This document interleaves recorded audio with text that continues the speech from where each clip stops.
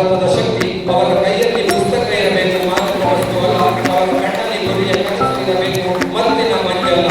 ಅವರ ಹೆಜ್ಜೆಗಳು ಸಾಧನೆಯತ್ತ ಸಾಗಬೇಕು, ವಿನಾಶದತ್ತ ಅಲ್ಲ. ನಮ್ಮ ಯುವ ಶಕ್ತಿ ಕಾಪಾಡುವುದು